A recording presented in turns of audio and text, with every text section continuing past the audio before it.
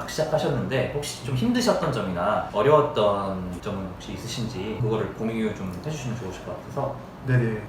힘든 점은 처음이라서 좀 많이 어려운 점도 있고 힘든 점이 많은데, 제일 좀 힘든 점은 제가 노력한다고 해서 문제가 해결되지 않은 상황이 있거든요. 예를 들면 중재를 해야 되는 상황이 굉장히 많다고 생각을 해요, 사회복지업 같은 경우는. 근데 그 중재는 제가 열심히 일한다고 해서 잘 되는 게 아니고, 얼마나 그 두 분의 사이에서 갈등을 두 분이서 해소해야 되는 부분인데, 예를 들면 뭐 보호자님이나 요양보호사 선생님이 마찰이 있다, 그 중재하는데 좀 한계가 있다고 생각을 하거든요.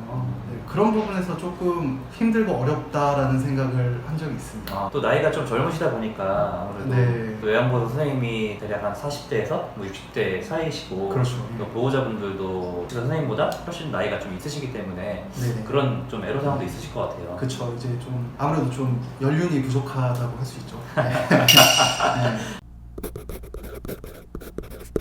다음 질문을 한번 넘어가 보겠습니다. 어려운 점을 좀 알아봤다면은 네네. 그래도 일하시면서 하길 잘했다, 약간 뿌듯했던 그런 경험이 있으신지 한번 여쭤보고 싶거든요. 일단 저희 쪽에 의뢰를 주시는 분들은 이제 어떤 문제가 있거나 힘든 점이 있어서 보통 의뢰를 하시는데, 방문요양 같은 경우에는 이제 요양보호사 선생님이 이제 어르신들 방문해서 케어를 해드리는 거잖아요. 근데 그런 서비스를 받는 과정에서도 조금 부족한 부분이 있으면 좀 사회복지사가 지역사회랑 연계를 한다든지 아니면 어르신과 좀 전문적인 상담을 한다든지 그런 부분이 필요하다고 생각을 해서 추가적으로 제가 또 열정적으로 어르신을 좀 더 좋게 하려고 그런 부분을 좀 서비스를 했었는데, 보호자님이 딱 한마디 해주시더라고요. 서비스 받기 너무 잘했다고. 그냥 딱 한마디만 해주셨는데 네네. 너무 뿌듯하더라고요. 그 뒤에는 또 여러 가지 많이 힘든 점도 있었지만 그 한마디로 제가 또 움직이게 되는 것 같아요. 아직 3개월밖에 안 되셔서 또 이제 그런 좋았던 경험이 많지는 않지만 그래도 또 길게, 저는 이제 이게 운영해본 입장으로서 아마 또 어르신께서 좀 더 개선이 되는 모습이나 그리고 뭐 예를 들어 다른 시설에 계셨는데 저희가 케어한 뒤에 좀 살이 붙으시면서 그래도 기운을 차리시는 그런 모습을 보면은 좀 많이 뿌듯한 경험이 많거든요. 좀 차츰차츰 느껴봤으면 하는 바람입니다. 다음 질문 넘어가겠습니다. 그러면은 이 센터를 좀 차리시는 데 있어서 네. 또 직업이다 보니까 그래도 저희가 이제 월급을 가져가야 되고 이런 또 수익적인 측면을 여쭤보지 않을 수 없을 것 같아요. 한 3개월 정도 되셨는데 네네. 계약은 몇 명이 되셨는지 구체적인 수치가 아니더라도 뭐 수익이 어느 정도 이제 명당 어느 정도 발생이 되는지 그런 부분을 조심스럽게 한번 여쭤보고 싶어가지고요. 사실 너무 힘들더라고요. 너무 힘든 상황이 많고 네네네. 지금은 현재 한 10명 미만? 10명 미만? 이제 서비스를 하고 있는데, 한 분당 보통 순수익은 한 15만 원에서 20만 원 정도 알고 보시면 되고요. 15만 원. 그래도 그렇습니다. 3개월에 그래도 좀 구체적으로 몇 네. 명인지. 더 파고드시면 한 6명 정도. 6명 정도? 네. 3개월에 6명이면은 한 달에 2명 정도 계약이. 그렇죠. 뭐 엄청 대단한 숫자는 아니지만은 그래도 차곡차곡 우상향하고 있다는 그런 생각이 들고 좋습니다. 15만 원에서. 그렇죠. 네. 어떤 좀 모집하는 데 있어서 어려운 점이나 좀 있으신지. 아무래도 이제 사람과 사람 간의 일이다 보니까 이제 저희가 어떤 제품을 설명하는 것이 아니고 정해진 제도에 대해서 그